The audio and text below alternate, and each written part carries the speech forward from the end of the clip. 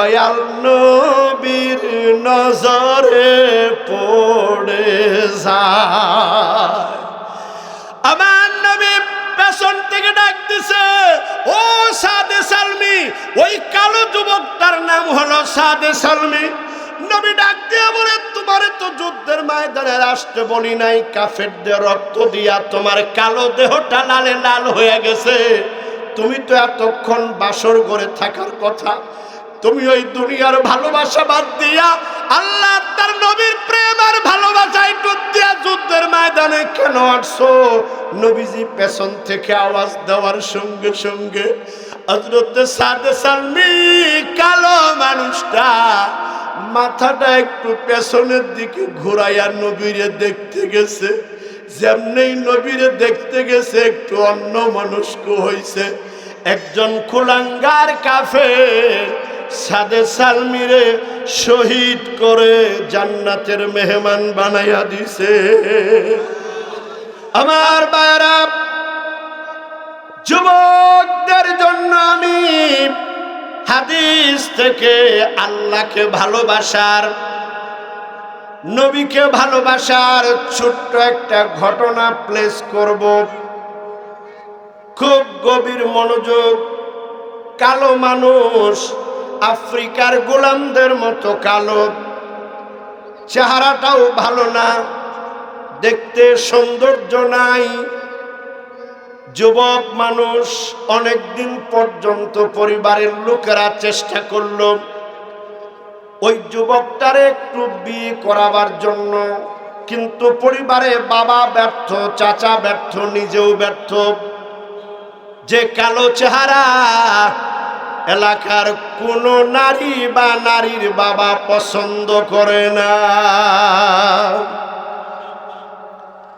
আল্লাহর বান্দা, আল্লাহর নবী, বিশ্ব নবী, মানবতার নবী জনাবে মুহাম্মদুর রাসূলুল্লাহ, মুহাব্বত কইরা জবান খুলে বলবেন সাল্লাল্লাহু আলাইহি ওয়াসাল্লাম।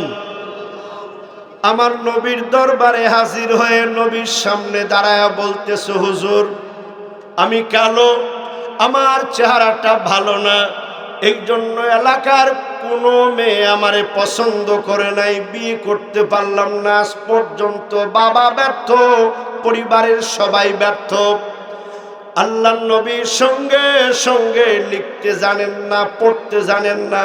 ওই নবী মুজিজা হিসাবে সঙ্গে সঙ্গে কাগজ কলম হাতের মধ্যে নিলেন। যখন মারহাবা, লিল্লাহে তাকবীর। আল্লাহু আকবার বললে গুনাহ হবে? যত গুনাহ হয় আমি গাড়ি দিয়ে নিয়ে যাব। একটু ভালো করে বলেন আল্লাহু আকবার। নবীজি কাগজ আর কলম বের করে চিঠি লিখলেন। চিঠি লিখে ওই চিঠিটা ভাঁজ করলেন সুন্দর করে। ভাঁজ করে ওই কালো যুবকটার হাতের মধ্যে দিয়ে বললেন, নিয়ে যাও, অমুক এলাকায় আমার এক প্রিয় সাহাবী আছে যার নাম হলো হযরতে আমের রাদিয়াল্লাহু তাআলা আনহু। আমার জানা মতে আমেরের একটা সুন্দরী রূপসী তন্নি তনয়া কন্যা আছে। আমার চিঠি নিয়ে আমেরকে দাও, আমেরের কন্যাটা তোমার কাছে বিয়ে দিয়ে দিবে। সুবহানাল্লাহ বলেন। যুবক চিঠি হাতের মধ্যে নিল, কিন্তু টেনশনে আছে। আমার মতো কালো মানুষ কেউ পছন্দ করলো না, ভালোবাসা দিল না, মেয়ে বিয়ে দিল না। আর আজকে আমেরের সুন্দরী কন্যা আমার কাছে বিয়ে দিবে। তবে হ্যাঁ, নবী যেহেতু বলেছেন, চিঠি নিয়া এক পা দুই পা করে হযরতে আমেরের বাড়ির সামনে গিয়া দাঁড়ায় গেছে। যখন মারহাবা। আচ্ছা, কারো বাড়িতে গেলে সরাসরি যাইয়া ভেতরে ঢোকা যাবে? বলেন যাবে? সরাসরি জানালা বা দরজার সামনে দাঁড়াইয়া উকি ঝুঁকি দিয়া ওই বাড়ির মহিলাদের সবকিছু দেখা যাবে? যাবে না। আল্লাহ রাসূলের শিক্ষা হলো, তুমি যদি মুসলমান হও, কারো বাড়িতে যাও, আগে বাইরে দাঁড়াবা, জানালা দরজা খোলা থাকলে এগুলার থেকে দূরে দাঁড়াবা, ভেতরে যেন কিছু দেখা না যায়। এরপরে সালাম দিবা, একবার দুইবার তিনবার। তিনবার সালাম দেওয়ার পরে যদি আওয়াজ আসে ভেতরে যাবা, আওয়াজ যদি না আসে, জবাব যদি না আসে, মুসলমান হলে নিজের বাড়ি ফিরে যাবা। জোরে বলেন সুবহানাল্লাহ। এক কথায় অনুমতি ছাড়া কারো বাড়ি প্রবেশ করা যাবে, কারো ঘরে প্রবেশ করা যাবে না। আমার বন্ধুরা, ওই যুবক কালো সাহাবীটা চিঠি হাতের মধ্যে নিয়ে বাড়ির বাইরে গিয়া দাঁড়ায় গেলেন। আদবের সঙ্গে একবার দুইবার তিনবার সালাম দিলেন। তিনবার সালাম দেওয়ার পরে হযরতে আমের রাদিয়াল্লাহু তাআলা আনহু বাড়ির ভেতর থেকে বের হয়ে আসলেন। এসে দেখলেন একজন কালো মানুষ দাঁড়ায় আছে। কালো যুবক, দেখতেও চেহারাটা বিশ্রী দেখা যায়, এমন একজন মানুষ দাঁড়ায় আছে। উনি বললেন, ওগো আল্লাহর নবী সাহাবী, বিশ্ব নবী আপনার কাছে আমাকে পাঠিয়েছেন, এই চিঠি আপনার জন্য নবীজি আমাকে দিয়েছেন। চিঠি হস্তান্তর করলেন। হযরতে আমের চিঠি খুললেন। চিঠি খুলে একবার চিঠি দেখে, আরেকবার ওই কালো যুবকটার চেহারার দিকে নজর করে দেখে। পা থেকে মাথা পর্যন্ত বারবার দেখতেছে আর চিঠি দেখতেছে। ডাক দিয়ে বলো, বাবা তুমি এত কালো, তুমি তো সুশ্রীও না, কালোর মধ্যেও তো কিছু ডন্ডিল থাকে, তোমার তো তাও নাই। বলো তো বাবা, আমার এমন সুন্দরী মেয়েটা তোমার সঙ্গে কেমনে বিয়া দিয়া দেই। ইতিমধ্যে হযরতে আমের রাদিয়াল্লাহু তাআলা আনহু বললেন, যুবক তুমি একটু দাঁড়াও, আমার মেয়ের মতামত নেওয়ার প্রয়োজন আছে। আমি একটু ভেতরে যাব, আমার মেয়ের কাছ থেকে মতামত গ্রহণ করব। কি মতামত গ্রহণ করব, সে রাজি হয় কিনা। যেহেতু চিঠিটা রাহমাতাল লিল আলামিন আমার কাছে পাঠিয়েছেন। হযরতে আমের মেয়ের ঘরের দরজার সামনে গিয়া দেখতে পেলেন মেয়েটা দুই চোখের পানিগুলো ছেড়ে দিয়া এতিমের মতো কাঁদতেছে। তার মানে হলো মেয়েটা ঘরের ভেতর থেকে উকি ঝুঁকি দিয়া বাবা আর ওই যুবকের আলোচনা শুনে ফেলেছে। মেয়েটা কাঁদতেছে। মেয়ের চোখে পানি দেখে বাবা আমের ডাক দিয়া বলে, মা এমন একটা কুৎসিত কালো দরিদ্র ছেলের সঙ্গে তোর বিয়ে আমি দেব না। তুই কানবি না, কষ্ট নিবি না, তোর চোখের পানি আর তোর কান্না আমি বাবা বরদাস্ত করতে পারি না।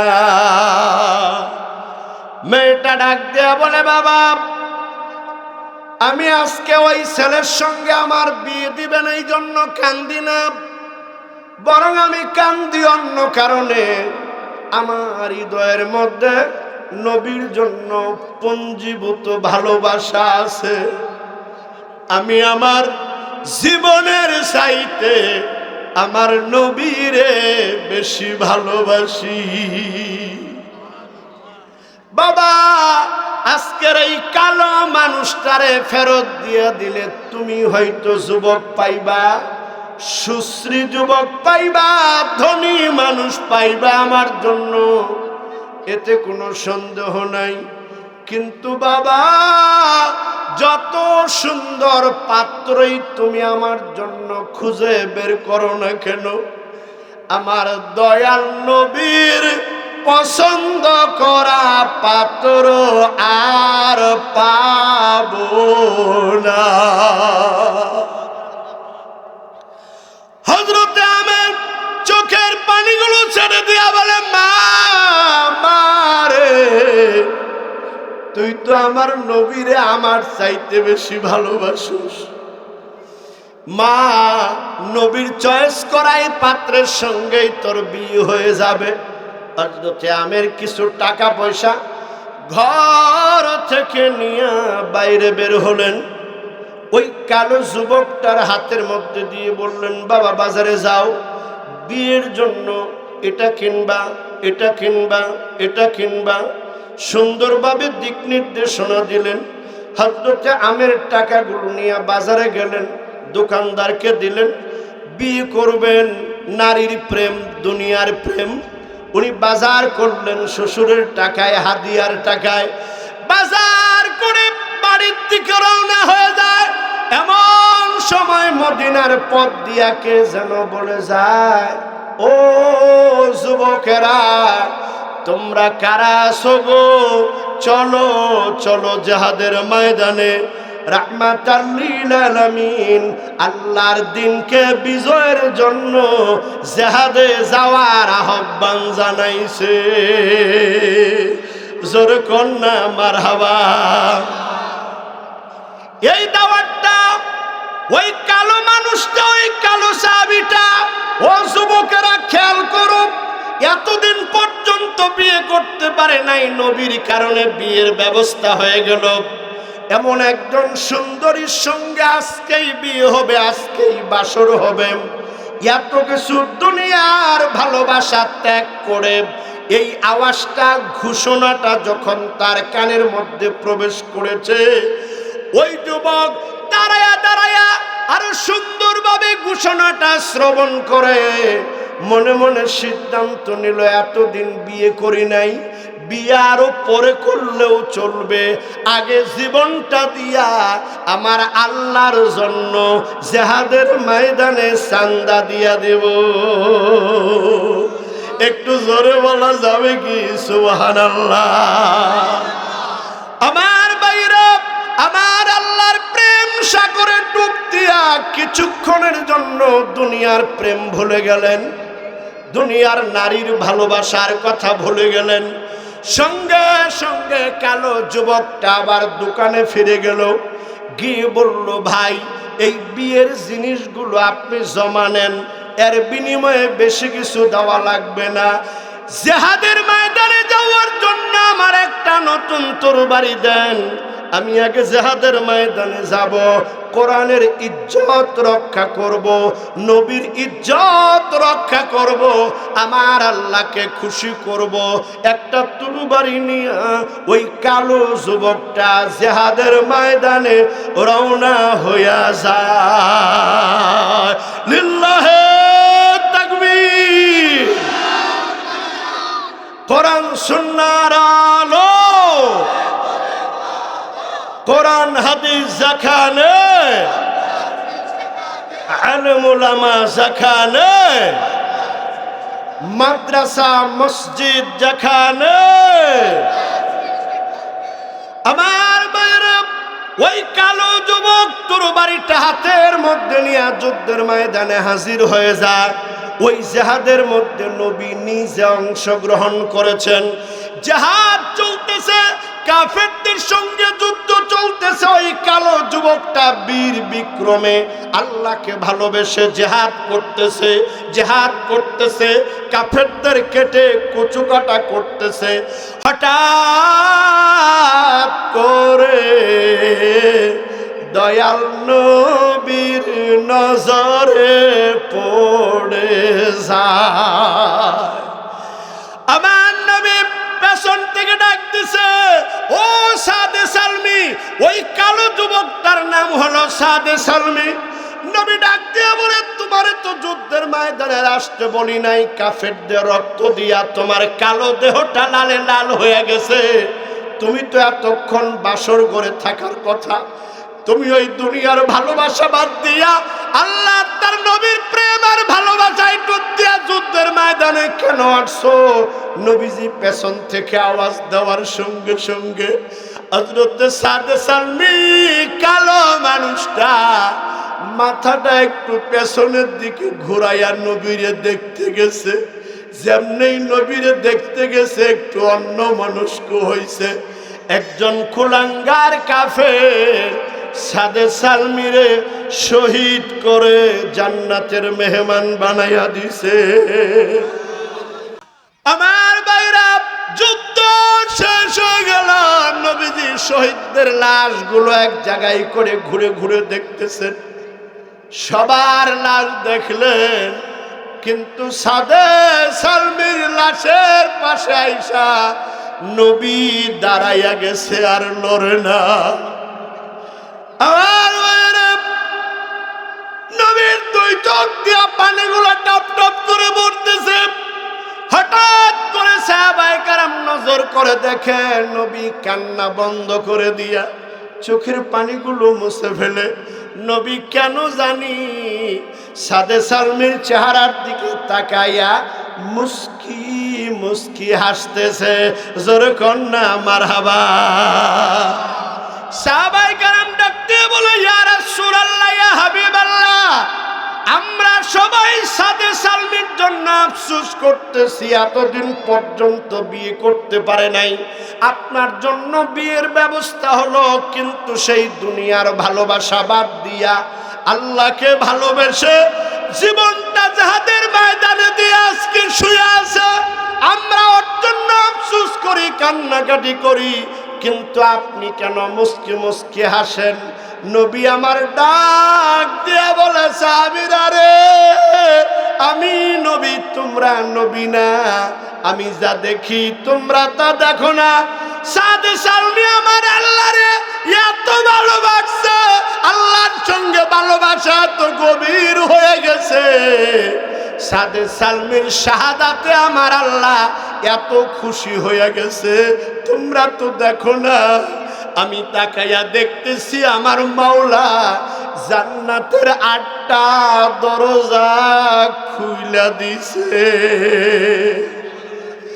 আমি নবী তাকায় তাকায় দেখতেছি জান্নাতের হুরেরা জান্নাতের বাগান থেকে ফুলগুলো তুইলা মালা গাঁথিয়া আমার সাদে সালমির জন্য অপেক্ষা করতেছে। জোরে কন্যা মারহাবা। আল্লাহকে যাহারা ভালোবাসিবে জান্নাতের হুরেরা তাহাদের বরণ করিবে। আল্লাহকে যাহারা ভালোবাসিবে জান্নাতের হুরেরা তাহাদের বরণ করিবে। জোরে কন্যা মারহাবা।